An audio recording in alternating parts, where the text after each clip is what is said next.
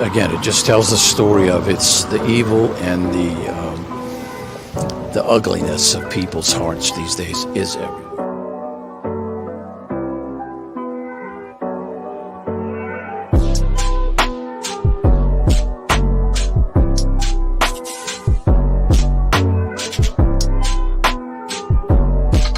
This is Frankie Rose's Think Tank. Here's your host, Frankie Rose. Hey guys, welcome to the Think Tank, bright and early, and we're at it again. How you doing, Carrie? Bruja, good to see you, friend. It's been a while. And Ruthie, thank you guys for joining me bright and early. So I want to talk about Sade Robinson. Young girl, 19 years old, went out on a date and was deleted. Her remains are being found scattered all over the place. Little bit of a twist when they went into Anderson's home, there was DNA all over the bed, all up the walls. But whose was it? Because it was not. Okay, Sade. I think that's how you say it. I'll learn it as we are going through this. It's not pronounced as it's spelled. Good morning, Dundee. So let's see here. I'm going to put myself over here for now. And we're going to take a look at the first article I've got up. And let's just make sure I've got it on the speed. I've been zipping through these. The home of the man charged in the homicide of 19-year-old Sade Robinson has a new look. Fox 6's Bria Jones joins us live now near 39th in Oklahoma with details on today's pink out. Bria? Well, Steph, on the night police say she died, they say that Sade Robinson came here to this home. Now, right now, her family and friends are still gathered outside for this pink out. They colored the house. They painted the house in her favorite color with decorations from balloons to streamers to signs calling for justice. The details of 19-year-old Sade Robinson's alleged fatal first date are pulling at heartstrings far and wide. I'm 50 years old and I can relate to her. All she wanted was love. Nicole Green drove an hour for Monday's pink out in Robinson's honor. A call put out to the community to decorate her accused killer, Maxwell Anderson's home in her favorite color. We're here to support and love and turn this evil into light. According to a criminal complaint, police say Robinson first went out with Anderson on April 1st, the night she disappeared. Investigators say technology placed Robinson. Saddest thing ever, first date. And this is what happens. She should have been able to enjoy this time, date who she wants, get out and about, explore a little bit, start to enjoy life as a young adult. Not this. She didn't deserve this. At Anderson's home near Oklahoma and 39th Street on Milwaukee South Side. The next day, her severed leg was found at Warnimont Park in Cudah, and more human remains were later found scattered across the city. Gruesome discovery, shocking many, including those in Anderson's neighborhood. My son said he's seen him walking his dogs, but I never did. Wearing their pink, this mother-daughter duo says it was on their hearts to show support. This is just tragic, and I can't even imagine the unbearable pain that her mom must be going through. So just coming out to show support and that our Milwaukee community loves our Milwaukee girls. Being here to support, her mom can see that she's not alone. Everyone here is grieving with her. A hurtful grief that even these decorations can't mask. I have a lot of community daughters, and it could have been one of them. She was just happy to go on a date. Who expected it to end like this? Exactly. Now, all night we have been seeing people come out here to show support and love. Her family is still gathered here right now. Currently, they are still searching daily for Robinson's remains. The family also has a... So, yeah, they're still searching, I know that they found some more. Now, I don't know if that is going to give us more answers. I don't know if that makes a complete person. I don't know exactly what they have yet. New at 10 tomorrow, Maxwell Anderson, the man accused of killing and mutilating 19-year-old Sade Robinson, will appear before a judge once again. Our Bria Jones is here with a look ahead at Anderson's court appearance. Bria? Ted, Mary, this will be Maxwell Anderson's second appearance in court.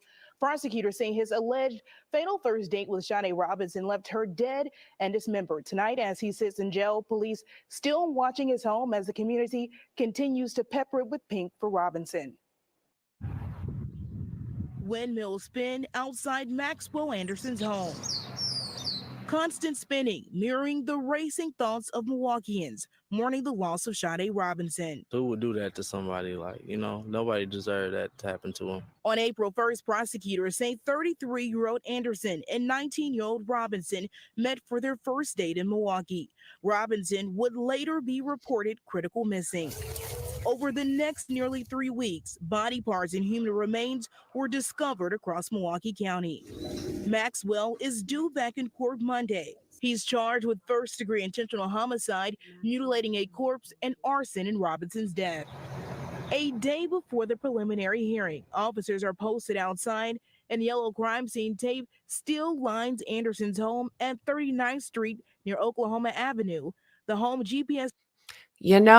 Something along these lines is a mother's worst fear, right? She should, again, never have been in the position that she had to worry about a first date and then having her scattered across Milwaukee. This just is a nightmare. Technology last placed Robinson. It's just a horrific story, and it touched everybody. Sunday, Cameron Lacking and his family came to pay their respects after church, dropping off pink flowers and balloons. We all got baptized and just put it on our heart to come show some love. And now, as body parts continue to appear around the lakefront, many are bracing for the wheels of justice to spin. Just praying for justice. I just wish he would just, at least let the family know so they can have some closure with the rest of her body parts. Or I did reach out to Anderson's attorney, Tony Cotton, for a comment today. He said, right now, we have no statement to make. Anderson's hearing is tomorrow afternoon. Mary? Bria. Okay, so this here is the hearing. Give me a couple seconds here.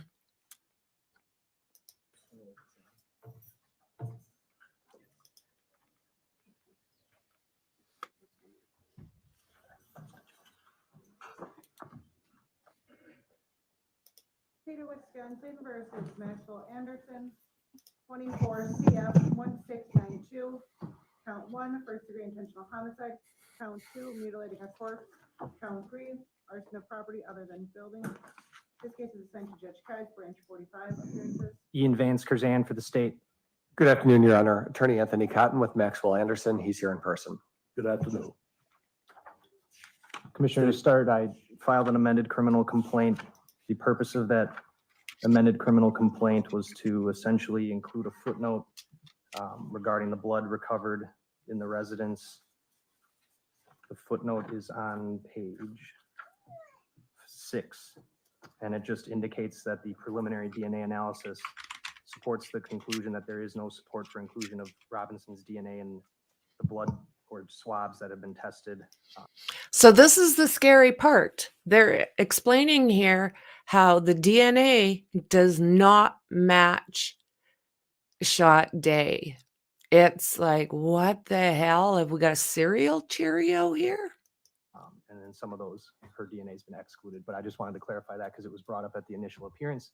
So that's why I included that. Otherwise, I think there was just a couple Scribner's errors that were corrected. The rest of the information remains unchanged, and there's no additional charges. Right. I did have noticed that an amended complaint was filed. Any objections to probable cause? Not at this time.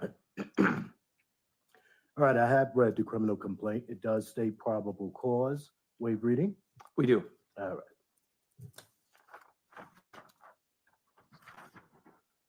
I'm showing you a document that's called preliminary hearing, questionnaire, and waiver.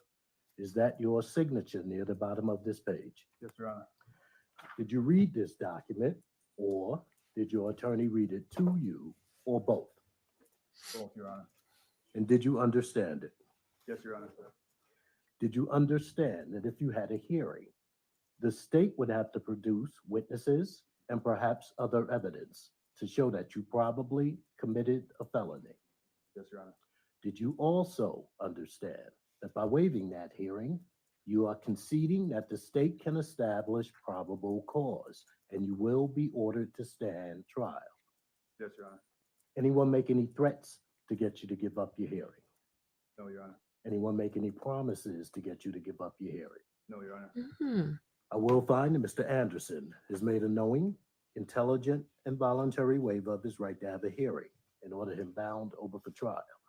I'm also in receipt of a request for substitution of judge against the Honorable Gene Kais. That is approved. I filed a signed and dated information today. I sent a copy of that document to defense counsel prior to the hearing. Acknowledge receipt, enter a not guilty plea subject to our substitution request. Thank you. This case will be reassigned to Judge Sanders, branch 28.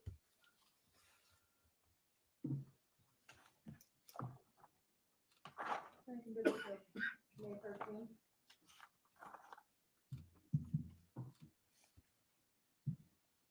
I'm there Thursday afternoon, the 16th. Okay, let's take that.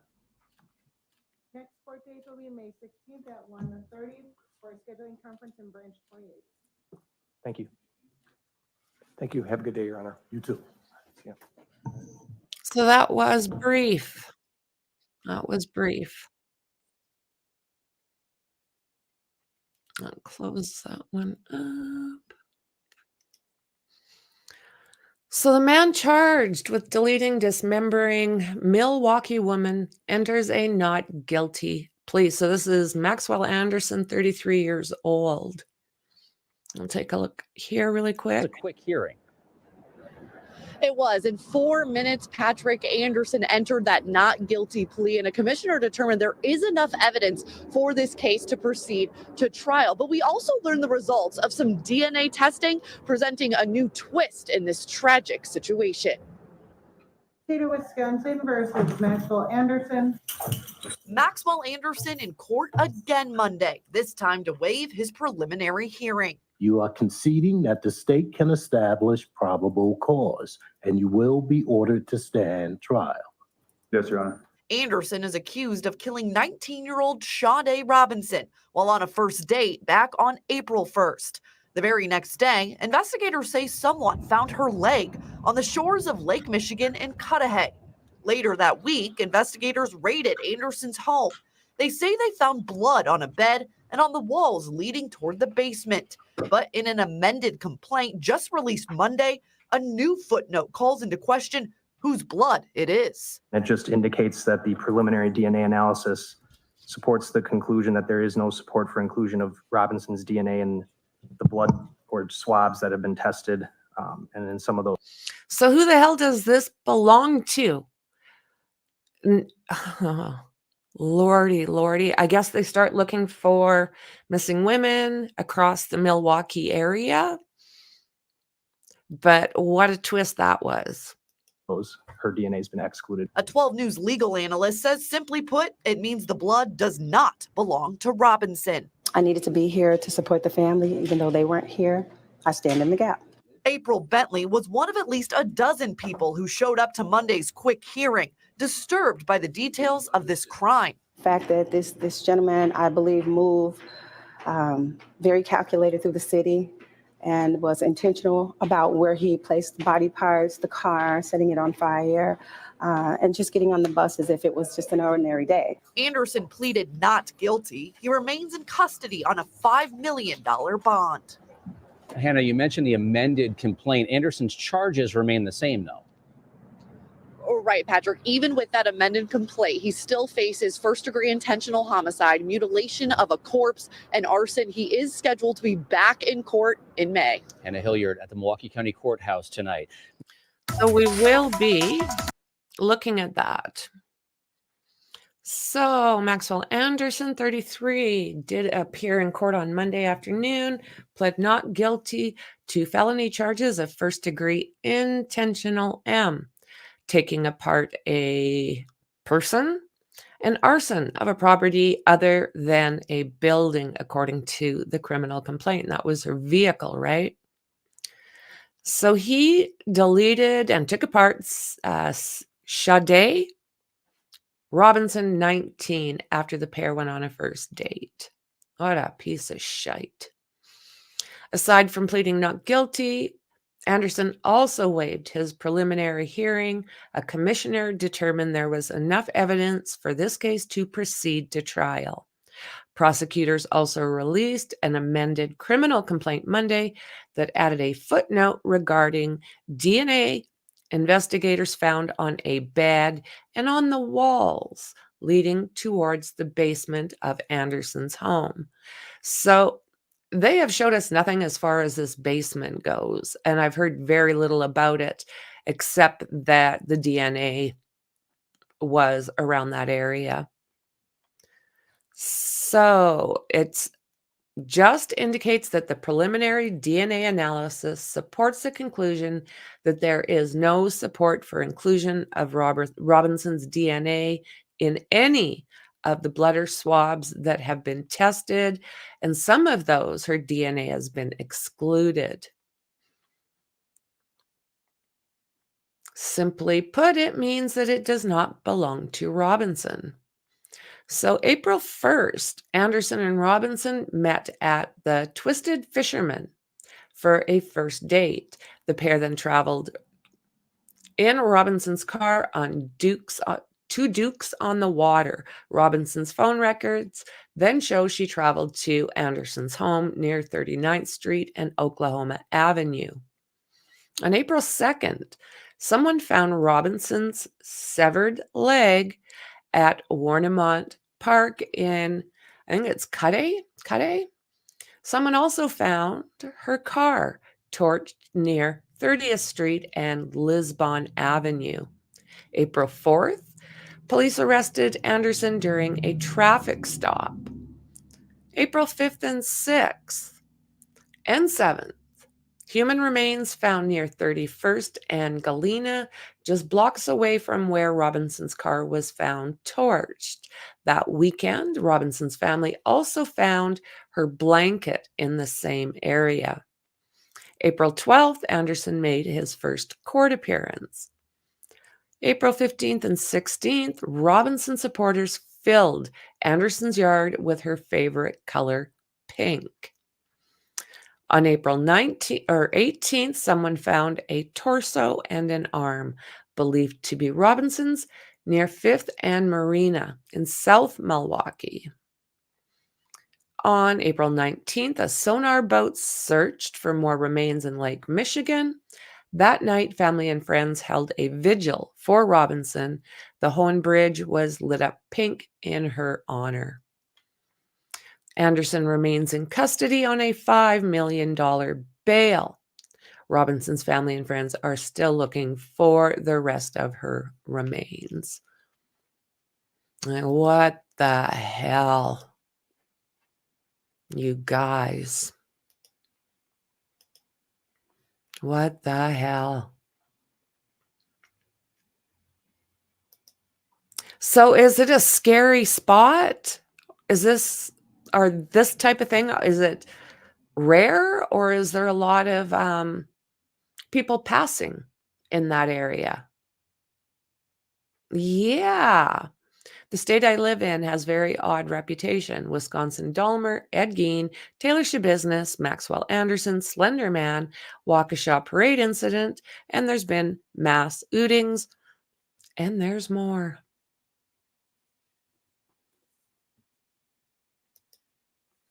I could probably go to his court dates and stuff down the line if I'm bored.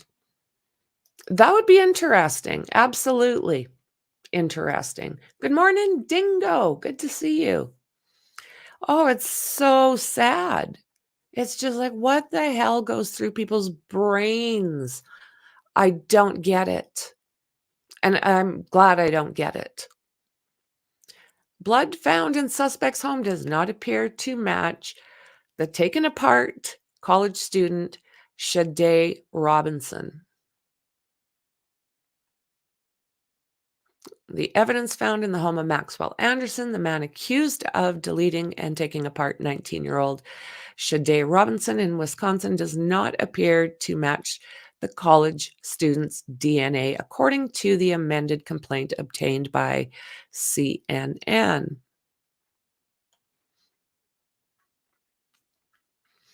Her car was found on fire the day after, and her remains were found on the beach near where the car was found. He's got some pretty stiff charges coming up.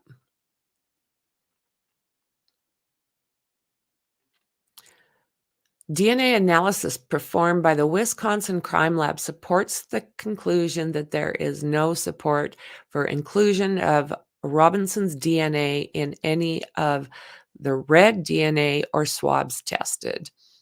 The original complaint detailed evidence police and said ties Anderson to the crimes, including surveillance videos, witness accounts, phone records.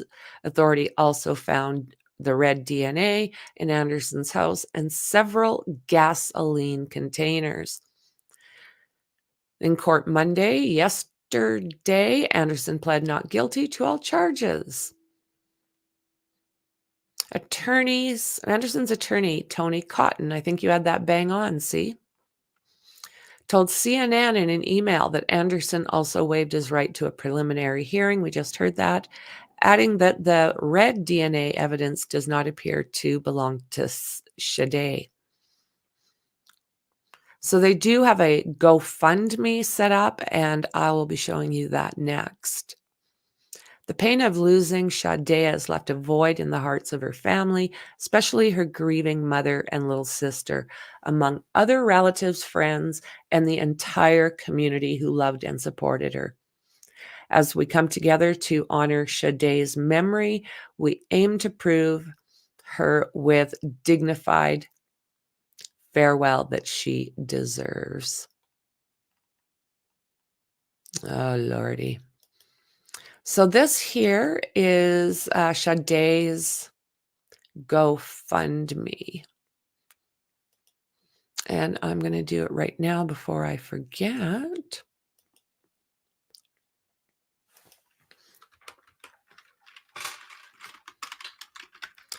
Sade.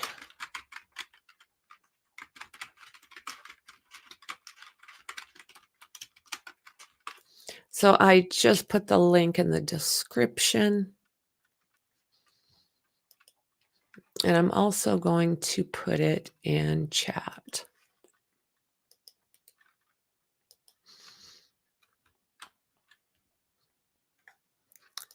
Okay, so it's in chat and it is also in the description. They wanted 30,000 was the goal, and they are at 60,435. So if that's something that you think that you would like to participate in, the links are there. Lordy, Lordy.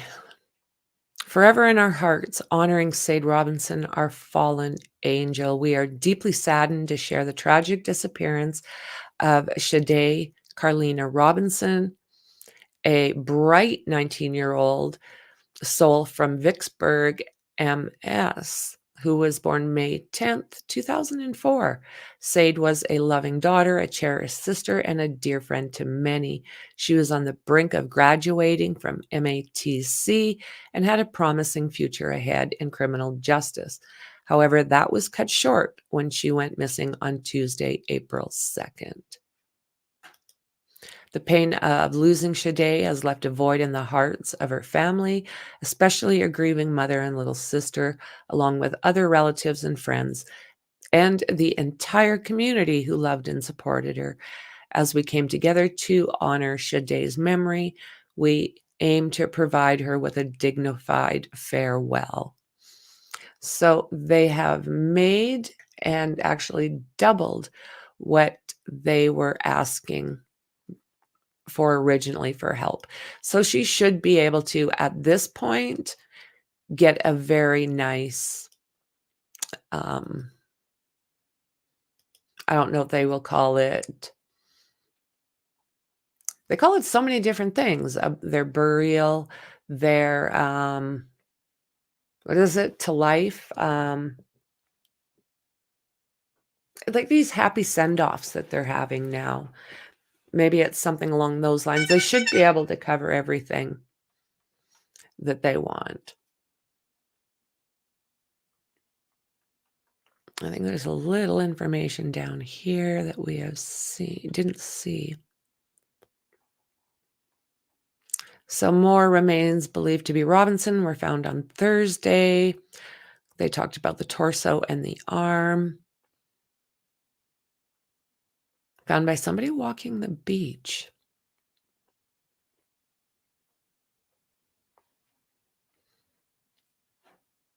So they met at a seafood restaurant on April 1st, and the following day, Sade did not show up for work.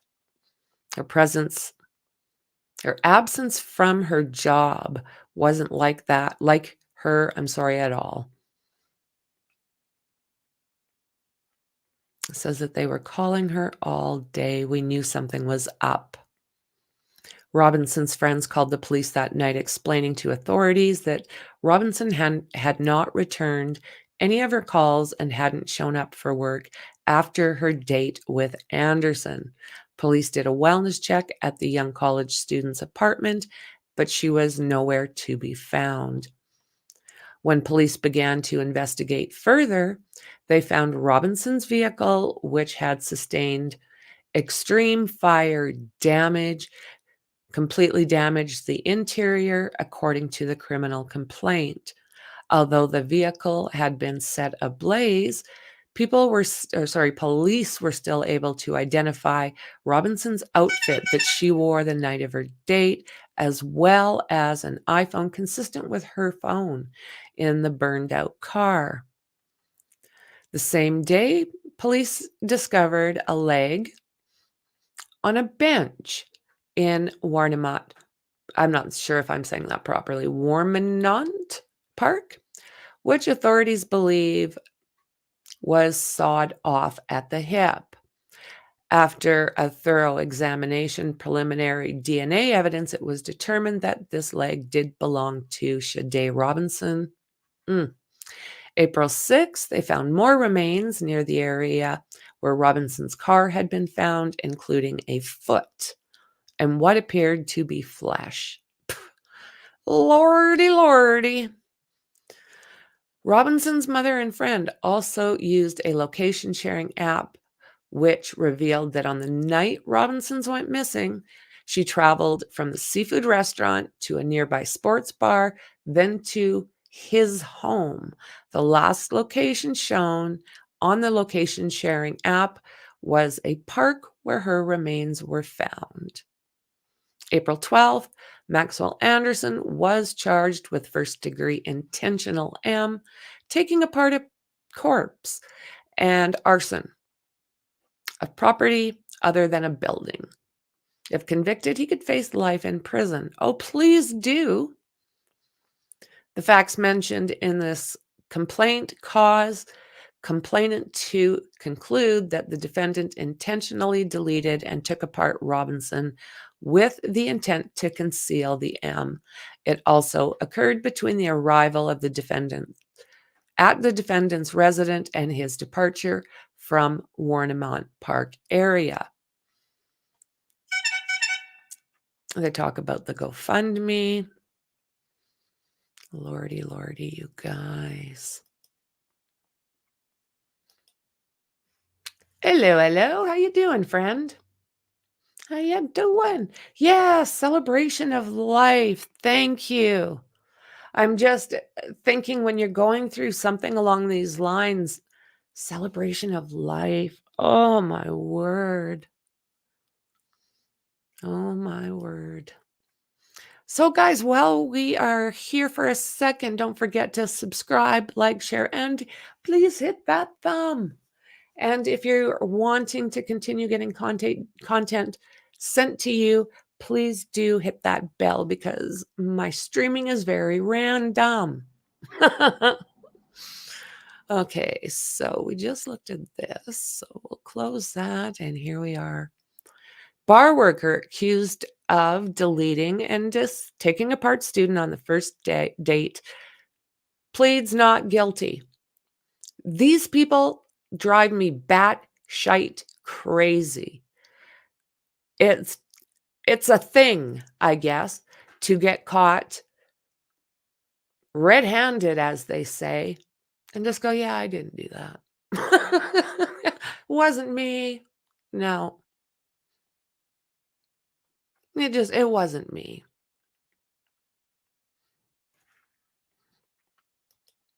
Let's see if by the Milwaukee County Medical Examiner's van just up the hill from the beach.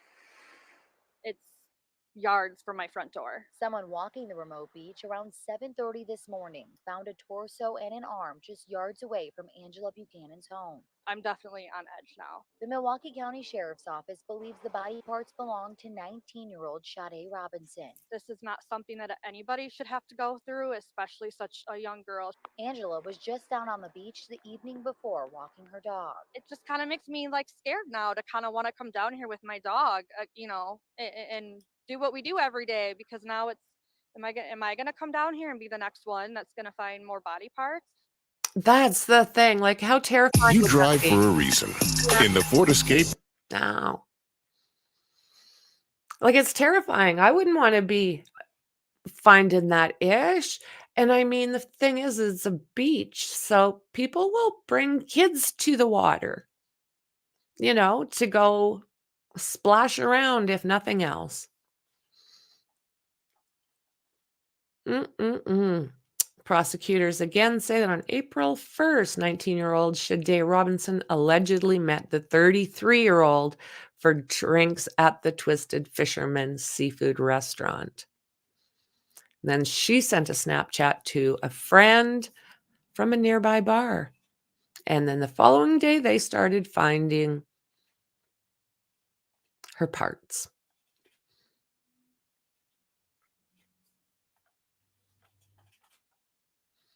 Waving his right and not guilty. Are you kidding me? His attorney also indicated that they would be seeking a substitution of a judge to oversee the trial, which was granted. Wonder what the reasoning is behind that. So he is expected back in court on May 16th for a scheduling hearing. He was arrested April 4th, charged with these first degree. Location data from Robinson phone places her at Anderson's apartment earlier that evening. This is disturbing, though. Milwaukee County Circuit Court stated the red DNA found in the bedding in his home and on the walls leading towards the basement are not Sade's. Police previously said the leg, which was discovered 2 days earlier on April 2nd, had been cut off just below the hip socket and appeared to have been sawed off. Additional human remains were found on April 5th and 6th, including a foot. And we know that her car was destroyed, having been burned up. Eyewitnesses told investigators she had seen a white male leaving the driver's side door of Robinson's car early on the morning of April 2nd, claiming she saw the man light a lighter and toss it in the driver's door window of the vehicle. So they got witnesses. Authorities searched, finding a black puffer coat, light blue ripped jeans, and white shoes, consistent with that worn by Robinson on that evening. Investigators noted that they think, though have not formally confirmed, that all of the discovered remains belong to Robinson. The investigation into the 19-year-old's passing is ongoing. Beautiful girl. On Thursday, the torso and arm were found, a remote stretch of tree-lined beach on Lake Michigan in South Milwaukee. The remains have not been formally identified. A person walking along the beach found remains at about 7:30 a.m., about a quarter mile from the apartment complex. Last week, after the arrest, Anderson's father, Stephen Anderson, released a statement expressing sympathy for Robinson's family. On behalf of myself and my family, I would like to express our deepest sympathy and heartfelt condolences to the family and loved one of Sade Robinson. We are shocked and devastated by her senseless death. The statement released by the attorney firm representing Maxwell Anderson read, "To Sade's mother and father, words cannot express our sorrow for the incomprehensible pain and grief you are going through. We join the entire community in celebrating Sade's life." The statement was requested by the media. Respect his family's privacy. Maxwell Anderson is being held on a $5 million bond for first-degree intentional M, taking a person apart and lighting fires in the passing of Robinson. The homicide charge alone carries the penalty of life in prison.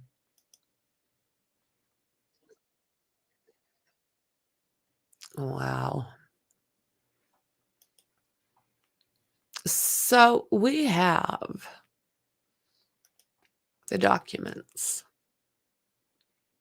We do. These were filed on April 12th by the clerk of circuit court. What do you guys think? I'll have to bump that up for you guys.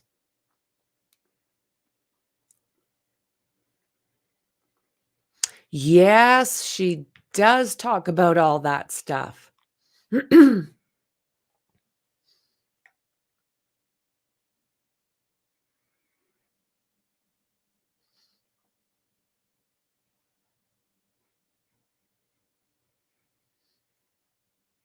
You should take some pictures for me, collector, of that area. I'd love to have some pictures of that beach and some of these places if you're close. Taylor Shabusiness. Yep, we did some work on that case. And wow, we followed the trial. And I did do a bit of a dive into that case. Well, more than we think, I think, Tony. More than what I think. I mean, look at with Hurman.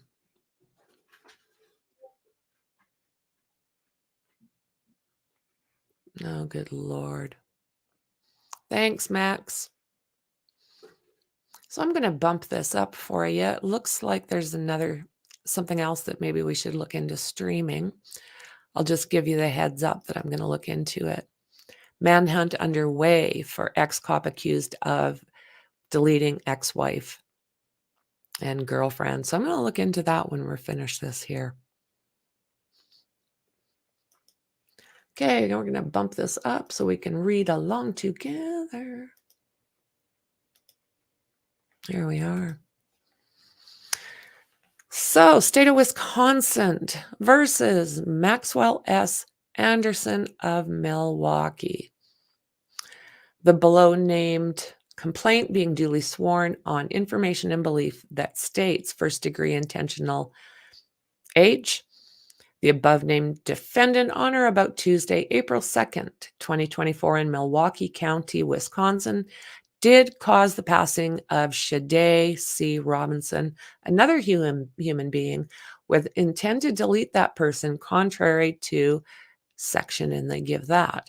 Upon conviction of this offense, a Class A felony, the defendant shall be sentenced to imprisonment for life. So what, no DP here? I mean, these guys deserve the DP. So count 2, the above named defendant on or about Tuesday, April 2nd in Milwaukee County, Wisconsin, did dismember a person with the intent to conceal a crime. Upon conviction of this offense, a Class F felony, the defendant may be fined not more than $25,000. What? $25,000 or imprisoned not more than 12 years and 6 months. What the what? Count 3, arson of property other than a building. The above named defendant on or about Tuesday, April 2nd, 2024, at 1819 North 29th Street in the city of Milwaukee, Wisconsin, by means of fire, did intentionally damage the property other than a building. So we're talking about her car, right? Of Sade C. Robinson, valued at 100 or more, I would say, without that person's consent. Upon conviction for this offense, a class 1 felony, the defendant may be fined not more than $10,000 and imprisoned not more than 3 years and 6 months, or both. So the probable cause complainant is a law enforcement officer with the Milwaukee County Sheriff's Office. Complainant bases this complaint on official police reports and statements of members of the Milwaukee County Sheriff's Office, Milwaukee Police Department, and members of the Wisconsin State Crime Lab. Complainant notes that the events described below occurred in Milwaukee County, Wisconsin. Based on that information, complainant states as followed. So trigger warning, guys, this can be a little dark. Let's see here, do I have? Yeah, this could be a little dark. So trigger warning. Brutal.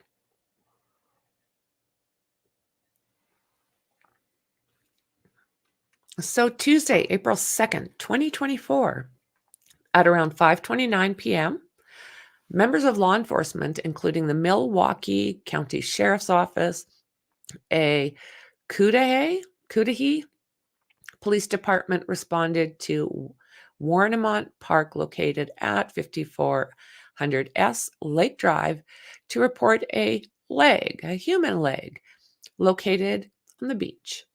First responders were led by the citizen who called the police to this leg. Responding deputies located the right leg of what appeared to be a black female. This was severed just below the hip socket and appears to have been sawn off. The toes on the feet have pink nail polish. The leg did not appear to be decomposing. Deputy Leon Martin was one of the first responding sheriff's deputies. Deputy Martin spoke to EM, who discovered the leg. EM stated she was meeting his friend at the park. EM stated he and his girlfriend were walking towards the beach water when they saw the leg just north of Warnimont Pump House at the shoreline. I was looking for that pump house, and I could not find it.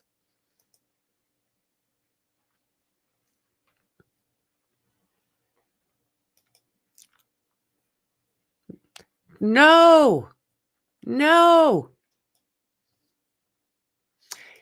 Yeah, it doesn't seem like he's very experienced. He was caught pretty quickly. But you know what I'm wondering is whose DNA was all over that bed and up the walls? You know? Just, oy. Okay.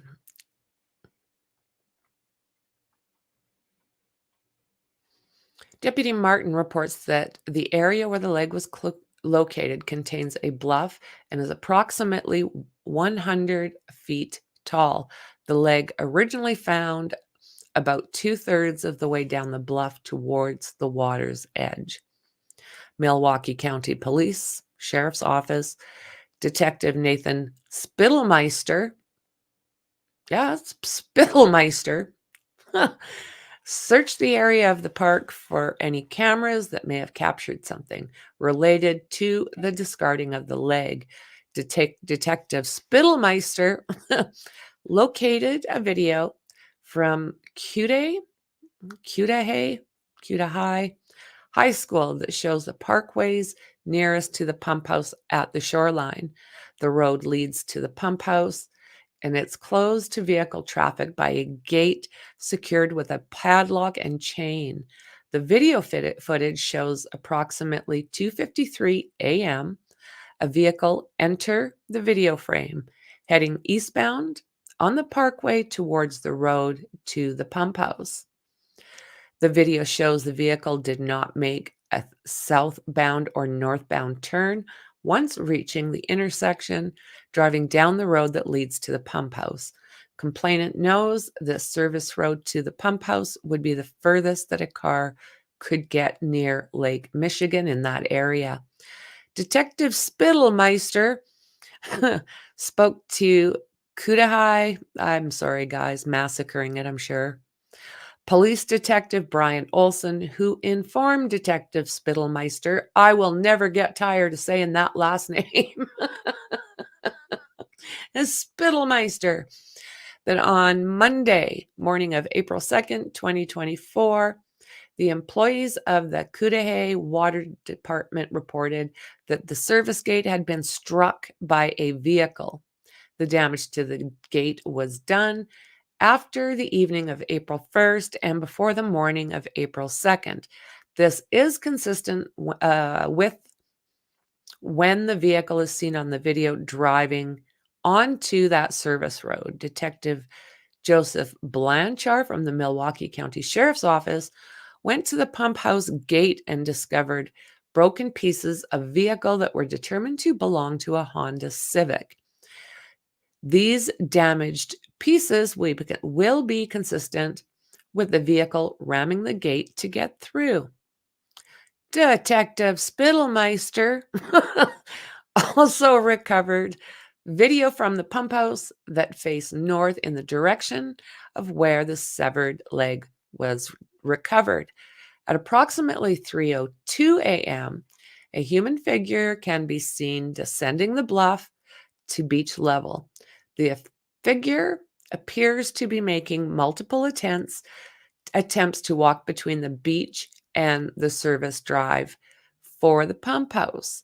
At approximately 4:31 a.m., the vehicle that entered that gate, the closed gate, leaves and ultimately leaves the park heading westbound.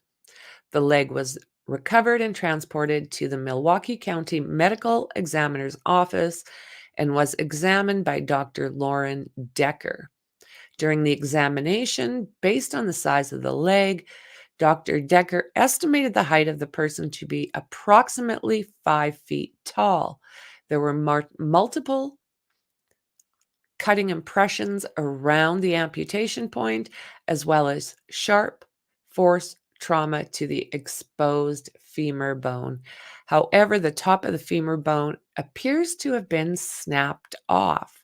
The leg appeared to have been intentionally severed with a sharp instrument, including the bone being sawn halfway through. Lordy, lordy, trigger warning. Sade Robinson reported missing. At approximately 9 p.m., April 2nd, 2024, a walk-in report was made by AJ at the Milwaukee Police Department District 5 station. AJ reported that her friend, Sade Robinson, had not returned any of AJ's calls and had not shown up for work.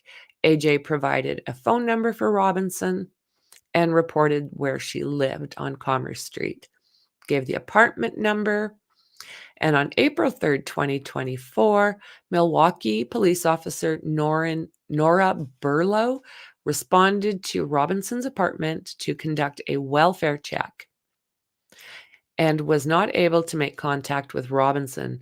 AJ further reported to investigators that the last known activity of Robinson was a Snapchat that AJ viewed, showing that Robinson was at Duke's on the Water, and gives the address. On the evening of April 1st, 2024, no further contact has been made with Robinson after that. Upon hearing of the discovery of a leg near Warnimont Park, Officer Burlow contacted the Milwaukee Sheriff's Office to inform them of the report to Robinson being missing, as well as the vehicle fire. Complainant knows through contact that the Milwaukee County Sheriff's Office has had with Robinson's family and friends that Robinson was approximately 5 feet tall. Complainant knows that Robinson's listed height was with the Wisconsin Department of Transportation as 5 foot. Officer Burlow, as well as Milwaukee County Sheriff's Office Detective Blanchard, made contact with employees of Robinson's apartment building. The apartment maintenance employee indicated that he had last seen Robinson on April 1st, 2024. Another employee, the building secretary, CAS, reported that she would frequently see and speak with Robinson, and Robinson said to CAS she was excited for a date she had on the evening of April 1st. Well, that backfired. Detective Joseph Blanchard also reviewed video surveillance footage from the apartment building on Commerce Street and said the footage depicts Robinson leaving the building around 9 a.m. on April 1st. Robinson was wearing a black puffy coat, a white shirt, light blue jeans with multiple tears in the front, and white shoes. Discovery of her Honda Civic. Furthermore, on April 2nd at approximately 7:32 a.m., members of the Milwaukee Fire Department responded to 1819 North 29th Street, the area of West Lisbon Avenue and North 29th Street, for a vehicle fire. First responders located a 2020 Honda Civic with Wisconsin registration. The vehicle had sustained extreme fire damage, completely damaging the interior of the Civic. A check of the vehicle registration revealed that the vehicle did belong to Sade.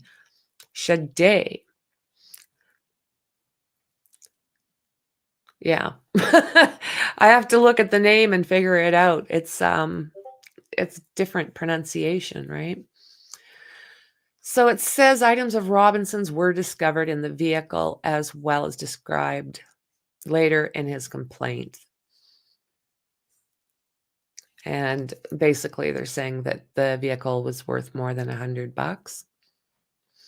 Robinson's phone records in response to discovery of the human leg in Warnimont Park, as well as the similar timing, Robinson being reported missing, as well as the arson of Robinson's vehicle. The number belonged to Robinson. It should be noted, AJ, as well as family members of Robinson, confirmed that the number belonged to her. Detective Vanderty reports that the records were received from Verizon that included call records, location records, as well as a recent text message. Upon reviewing the text message content, Detective Vanderty located a text conversation between Robinson at the telephone number given. This was the last message conversation in records that contained outgoing messages from Robinson. The conversation occurred between 4:15 p.m. and 5:18 p.m. So let's see. Sender. Where are you meeting? I can do 5. Downtown somewhere? Okay. Brat House on 3rd. Perfect. So I'm assuming this is Sade and Anderson.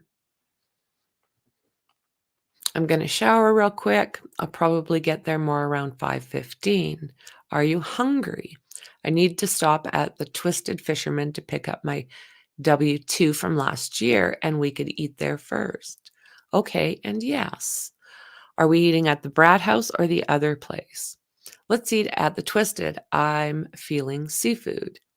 Yes, I love seafood. Sounds good. I'm about to leave. I will be there soon. And I'm not quite sure what that is. Just got to Twisted. Okay, are you inside? Yes.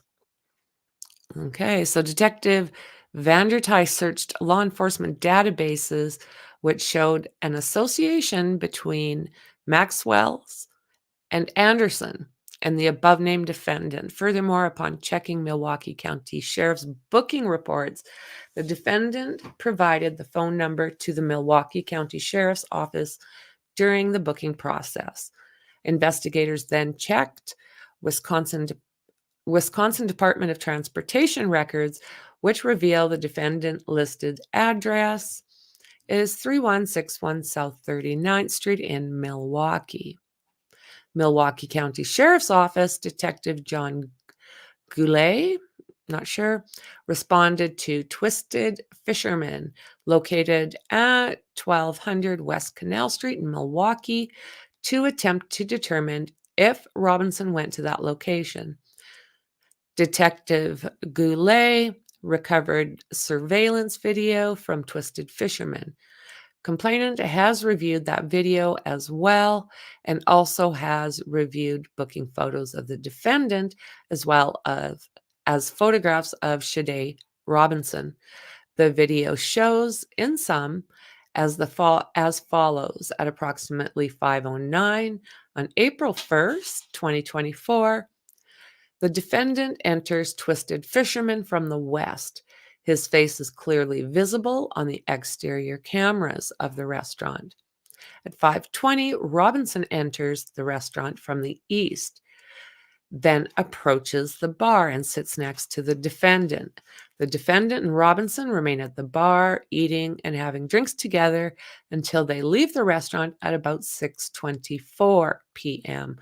They both leave towards the east, which is the direction Robinson arrived from. Robinson is still wearing a black puffy coat, a white shirt, light blue colored jeans, multiple tears in front, white shoes, and she is carrying a dark grayish brown purse. The defendant is wearing his hair in a ponytail, a red flannel coat with a gray hood, and a black t-shirt with Carhartt written on it across his chest, as well as dark jeans. There are no cameras at Twisted Fisherman that depict the parking lot. Detective Goulet, when recovering the video, spoke to the owner of the restaurant, RD, who states that he knew the defendant as an ex-employee. Detective Goulet also spoke to JR, one of the managers of the Twisted Fisherman. JR reviewed the surveillance video and identified the male subject and Robinson as a defendant who JR knew as a former employee, and further stated that defendant came in to get his W-2, consistent with the text conversation the defendant had with Robinson. Detective Goulet also spoke to BC, who was the bartender who served the defendant and Robinson.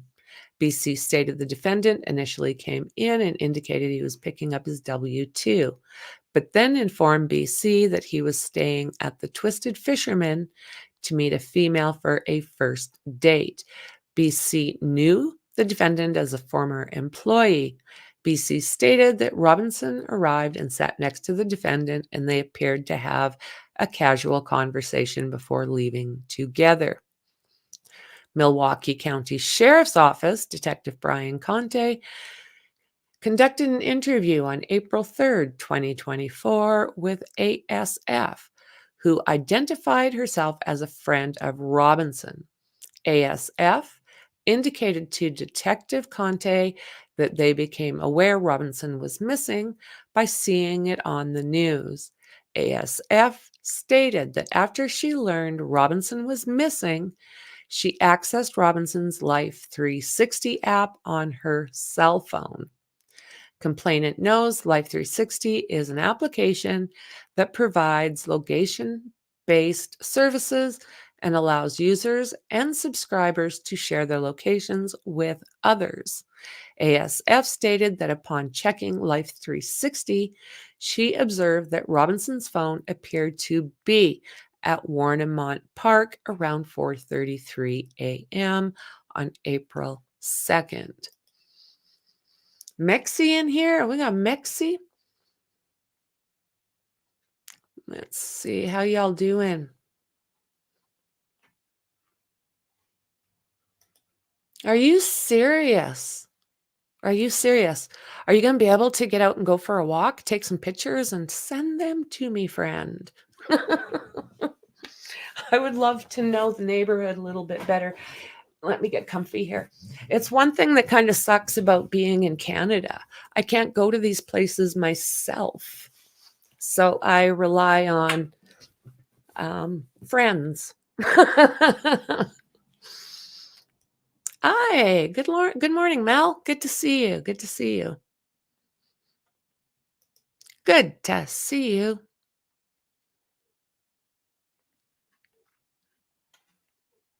Oh, you rock. Thank you. Thank you. Thank you. I appreciate you. You're awesome, friend. Awesome, must say. Okay, I am going to do this for a minute. I need a smoke. I really appreciate the help, Collector. I really do.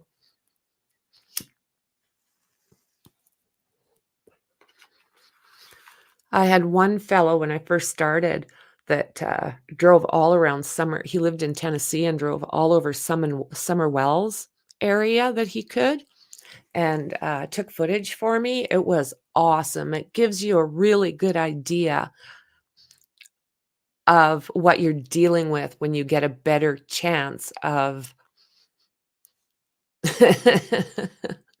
field trip day.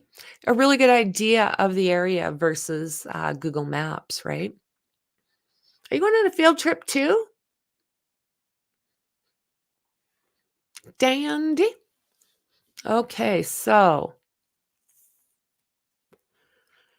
complainant knows investigators received Life 360 records from ASF as well as Robinson's mother, SLS.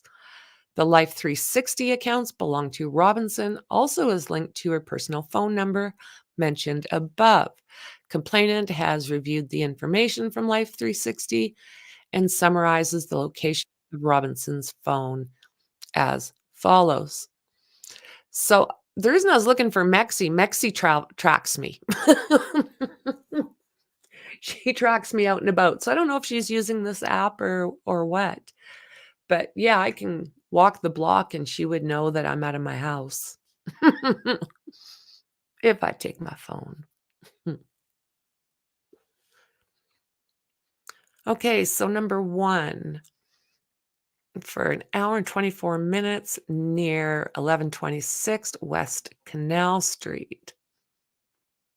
1829 to 1835 hours.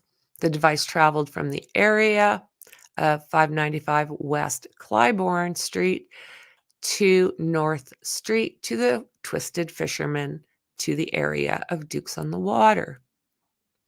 3, 2 hours and 1 minute, and they're near 1215 North Water Street near Dukes on the Water. 2106 to 2128, the device traveled from the area of 1215 North Water Street to was in the area of South 40th and West Oklahoma Avenue, Dukes on the Water area. To Anderson's residence, 2128 to 48 hours. So this is about 3 hours and 20 minutes. That they're near South 40th Street and West Oklahoma Drive. And from about 10 to 1 in the morning until 1:38 a.m., the device traveled from S 40th Street to West Oklahoma Avenue to 333-5 North Gordon, PI, from the area of Anderson's residence, 3161, northbound and eastbound to a roadway adjacent to Pleasant Valley Park near Cairn Park on the Milwaukee River in the Milwaukee's River West neighborhood. 1:38 a.m. to 2:01 a.m. for about 23 minutes near 3335 North Gordon Place. From 2:01 a.m. to 2:53 a.m., the device traveled from 3829 North Humboldt Boulevard to 5252 South Lake Drive, an area where Humboldt Boulevard is adjacent to the Milwaukee River, going to Warnimont Park, which is the area where the leg was found. 3:24 to 4:35, the device was stationary in the stretch of Warnimont Park that encompasses the location where the leg was discovered. 3:24 to 4:35 at 1 hour and 11 minutes near 5152 South Sheridan Drive. 4:35, Life 360 notes the battery of the device has died. Complainant states that on April 4th, 2024, investigators with Milwaukee County Sheriff's Office executed a search warrant on the defendant's resident, 3161 South 39th Street in Milwaukee. During the execution of that search warrant, identifiers for the defendant were located, including packages addressed to the defendant.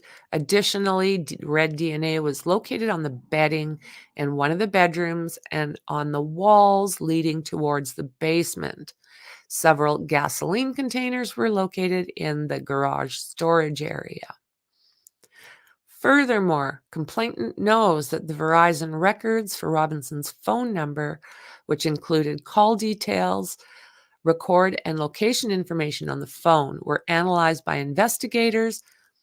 The records, consistent with the Life 360 information described above, show Robinson's device in the area, the Twisted Fisherman, when Robinson is with the defendant at that location. Additionally, the records show the device move to the area of Dukes on the Water at approximately 6:30 p.m. and around 9:20, the device is in the area of the defendant's residence. Complainant knows that Milwaukee Police Detective Jake Pushning reviewed poll camera video footage in the area of Dukes on the Water. The footage shows Robinson's Honda Civic arrive at 6:33 and 6:34 p.m. Robinson exits the driver's door, and the defendant exits the front passenger door. Two of them then walk across the street and eventually walk the direction of Dukes on the Water. Detective Pushning also reviewed video footage from Dukes on the Water, which depicts the defendant and Robinson hanging out at Dukes on Water.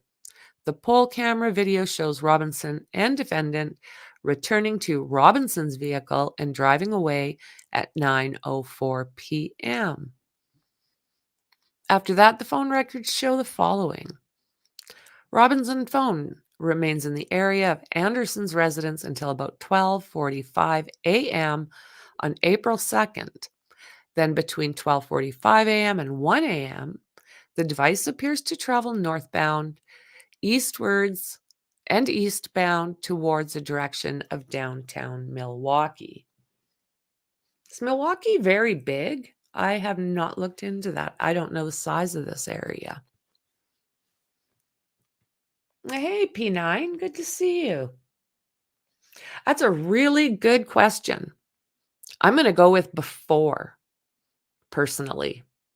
It sounds, because there is other DNA there, it does make me think that he knew what he was doing before this happened.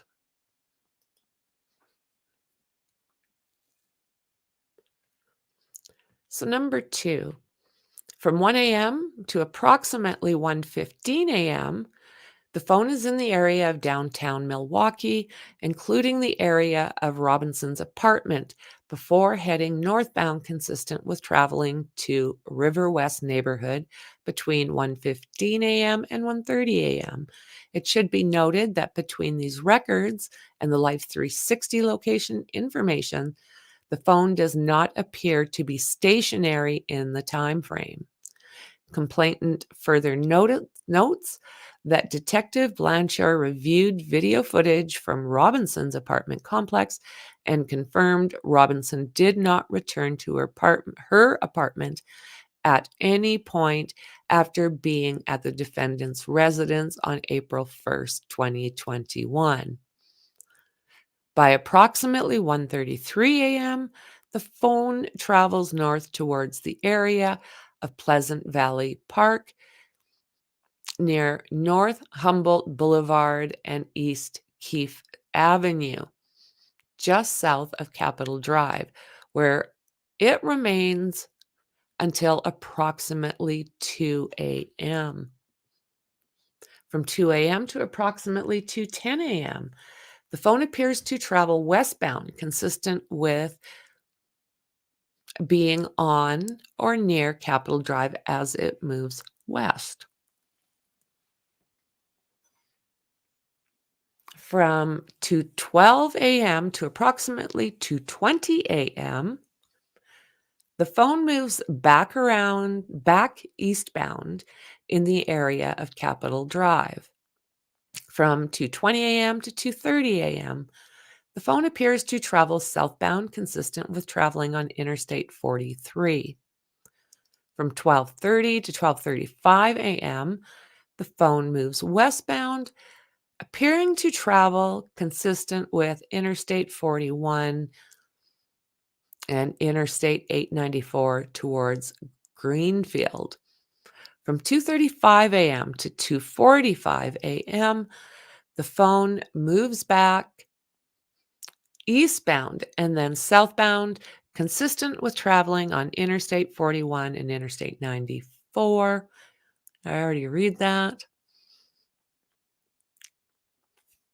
Traveling eastbound in the area of College Avenue in the direction of Warnimont Park. From 2:45 a.m. to 3 a.m., the phone appears to be east of the airport in the area of Cudah and South Milwaukee. The phone then remains in the area of Warnimont Park between 3 a.m. and 4:30 a.m. From 4:30 to 4:40 a.m., the phone begins to move northbound between St. Francis, then has a final cell tower location recorded about 4:40 a.m. in the area of East Howard Avenue, and I think Wisconsin is at WI 794, consistent with the location where the Life 360 indicates that the battery on the phone died. On Saturday, April 6, 2024, members of the Milwaukee Police Department began to canvass the area near Robinson's Honda Civic, where it was set on fire. I need hydration. Hang on.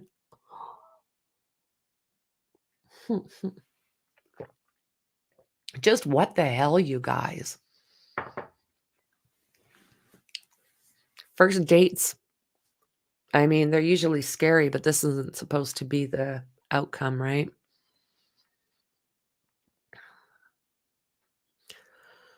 Okay, so while searching the area of 31st and Galena Playground, 3100 West Galena Street, Milwaukee Police Department Detective Cassandra Lindert located a human foot in the wooded area adjacent to the train tracks that border the playground to the east. What? Investigators located, in addition to the foot, another piece which appears to be flesh in the same area.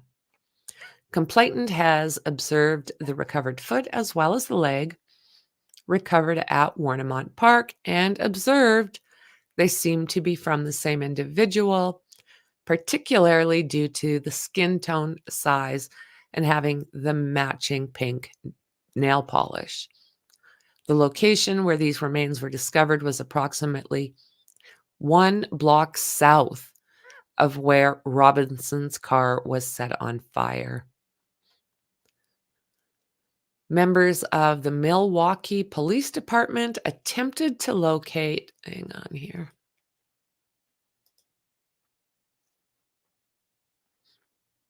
Yeah, this is the thing. And they did meet in public places, which is great. They've got the footage, but whoa. That's the thing. That's the thing. Just wow, guys.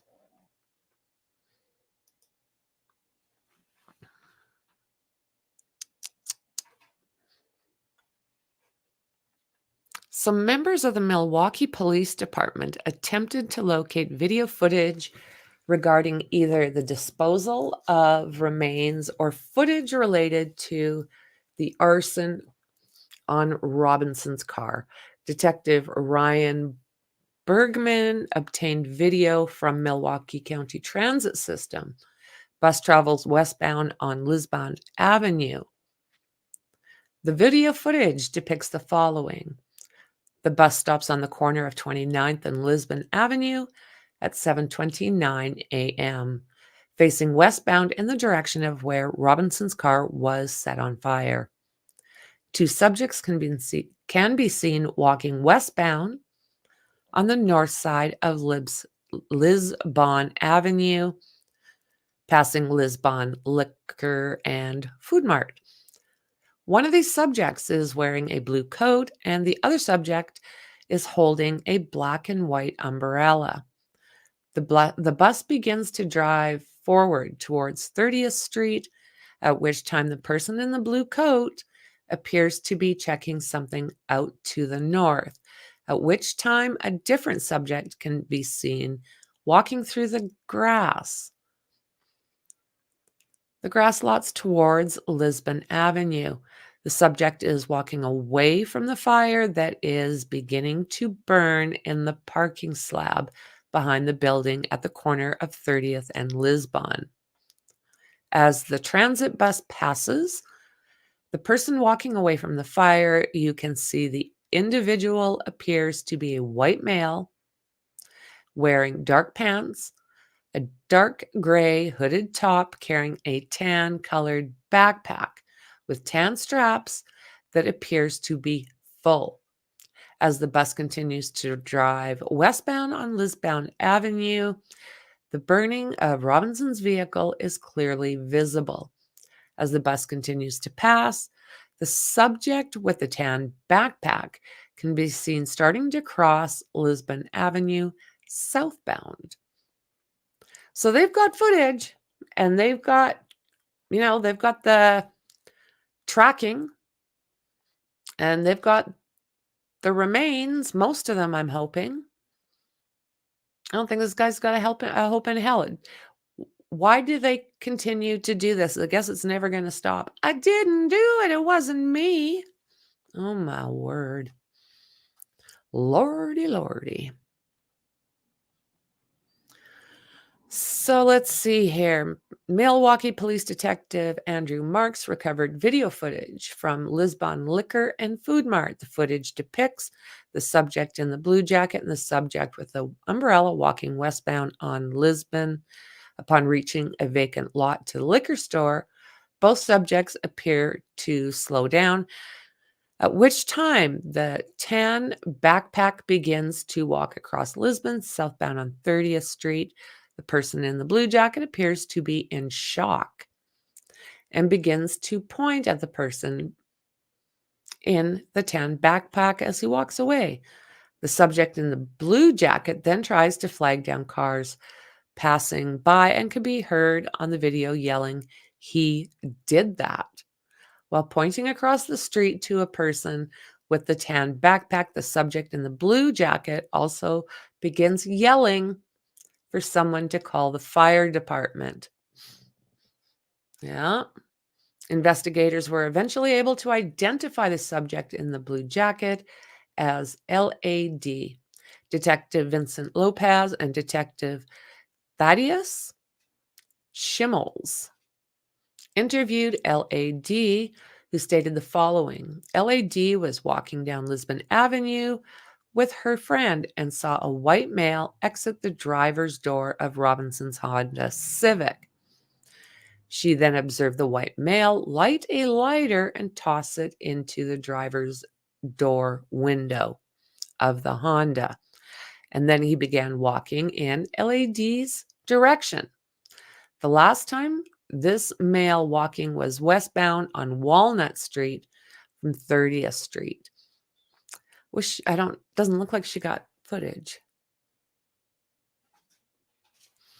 Detectives then saturated the area to recover any surveillance footage that would capture where the subject with the tan backpack walked towards after setting Robinson's car on fire. Throughout that video canvas, detectives learned the subject with the tan backpack walked westward. Westbound towards North 35th Street and then eventually got onto Milwaukee County Transit System. So what was in this bag as he's getting onto public transit? Oh, God. So yeah, County Transit System bus at 8:12 a.m. do head southbound on North 35th Street, which is the direction towards the defendant's residence. A video from the MCTS bus captured the face of that subject as he boarded and remained on the bus. And through that footage, complainant has reviewed the defendant's booking photo related to his arrest on April 4th, 2024. Complainant is able to identify the subject as defendant Maxwell S. Anderson. It should be noted that the footage from the bus shows the defendant wearing the exact clothing depicted on the subject fleeing the scene of the vehicle arson, including the large tan backpack with tan straps. What the hell's in there? A depiction of the defendant's booking photo with Milwaukee County Sheriff's Office and the defendant on the bus. I think they got him.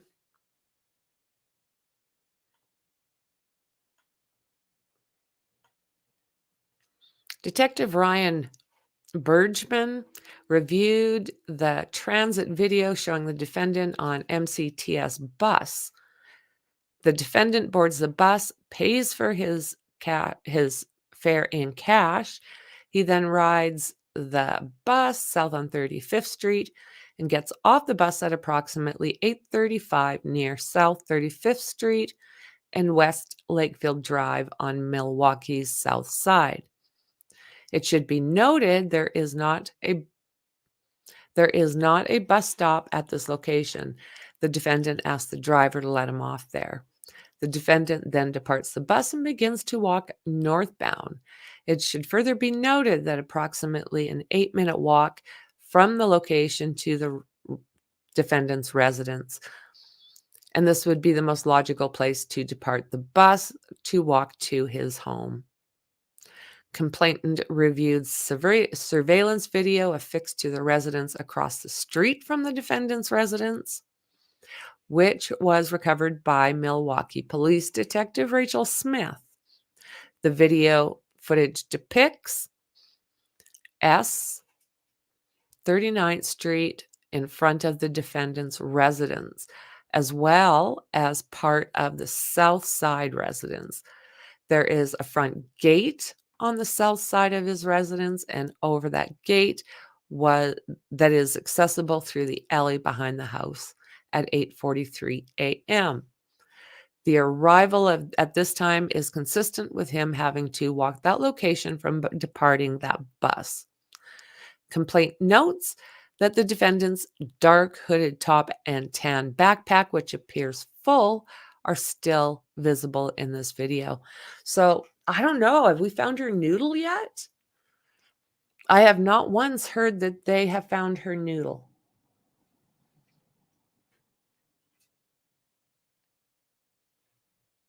Yeah, you absolutely meet in public places, and when I was dating, I gave out my location. If I moved location, I sent that out. And if I stopped by anybody's house for, I don't care, pair of keys, they had to do this, they had to do that, I would be letting them know my movement. It was scary, and that's a long time ago.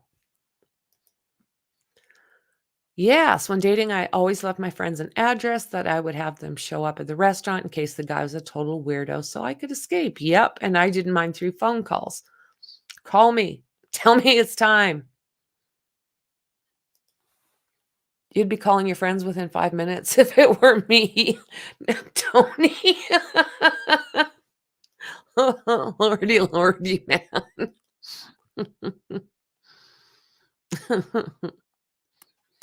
So the complainant knows that Robinson's vehicle was ultimately towed from the location where the defendant set it on fire, and it was searched by Detective Alexis Krusik of the Milwaukee County Sheriff's Office and by members of the Wisconsin State Crime Lab.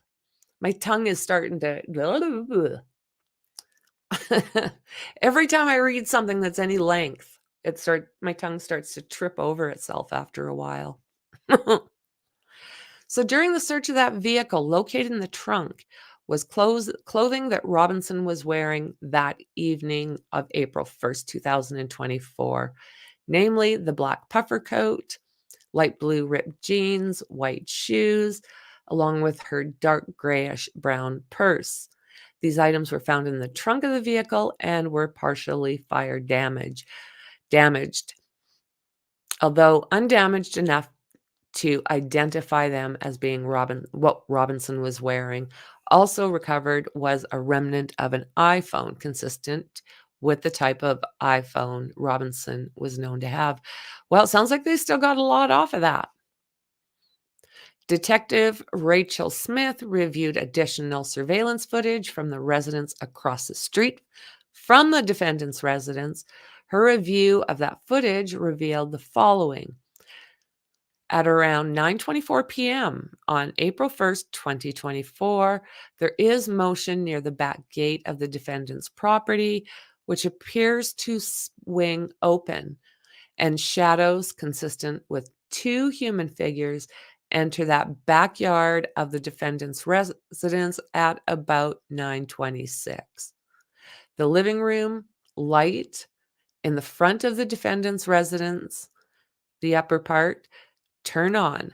This would be consistent with the time that Robinson's phone appears to have arrived at the defendant's residence, as described above, and would be consistent with Robinson arriving at his residence together. At approximately 11:25 p.m., April 21st, there is human movement in the backyard again. This movement continues on and off until approximately 12:45 a.m. on April 2nd. This is consistent with the time when Robinson's phone appears to depart from Anderson's restaurant and begins to travel around the city of Milwaukee before eventually ending up stationary near Warnimont Park, where the severed leg was recovered. As described above, Robinson's phone does not appear to depart from Anderson's residence between the arrival of 9:24 on April 1st until around 12:50 a.m. on April 2nd. So what he did he do this in the backyard? If there was all this movement? I'd like to know, like, they're not really saying that her DNA has been found yet. They're saying somebody else's, but I have yet to see where they're saying that there'd be a lot of DNA from doing something like this. You know, going down the stairs with the DNA going up the walls, I expect that type of thing. Unless he actually did this outdoors? Hi. And does he have roommates?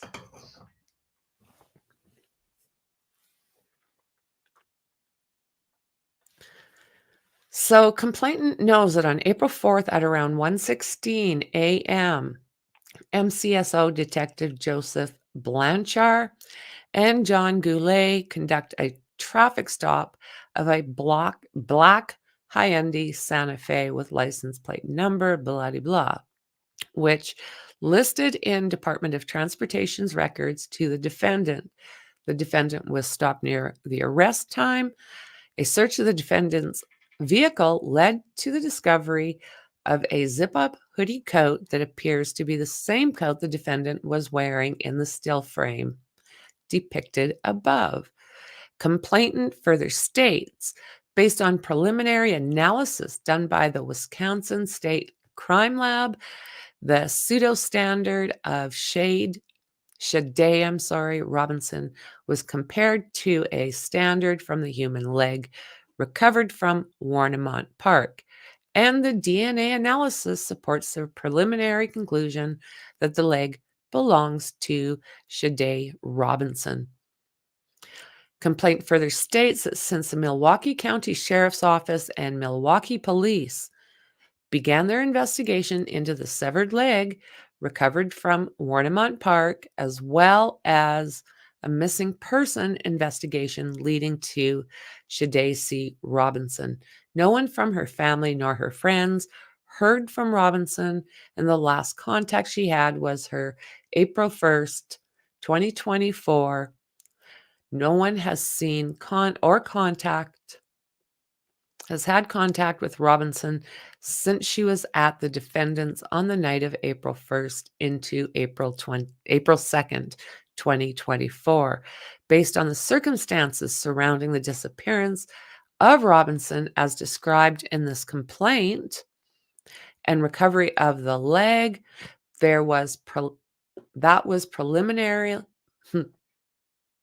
preliminarily identified as Robinson's complaint.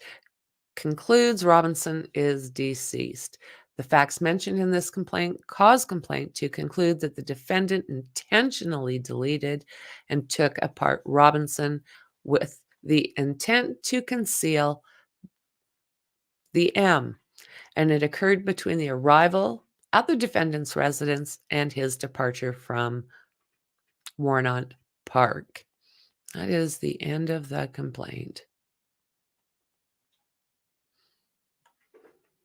So this tells us that this was electronically filed by the Milwaukee County Clerk of Circuit Court Office. The electronic filing system is designed to allow for fast, reliable exchange of documents in court cases.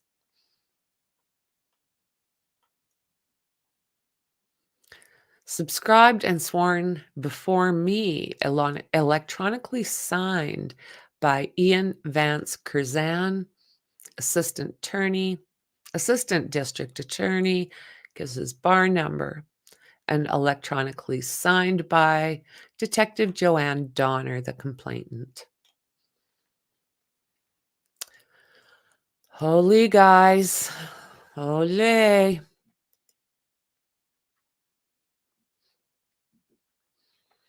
Damn scary. And the way I'm seeing it is there is a lot that has not been found of Sade at this point. So it's not going to surprise me if we're getting updates about other parts, namely the top, and I think there's still a couple limbs. I don't know. I don't know what the hell goes through people's brains.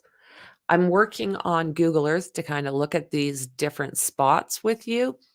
So once I have that, I'm working off the probable cause. So when I'm finished that, I will share it with you guys.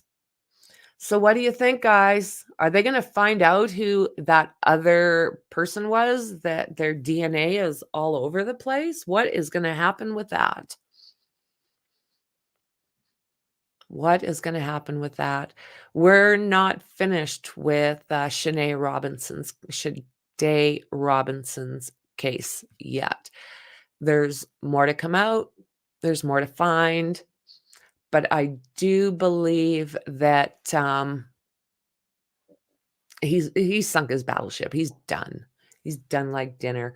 Let's hope we can identify the other person. That to me would be the added outcome, the best added outcome. I have a couple questions about that. Did Sade have a recent blood transfusion? I haven't heard about that.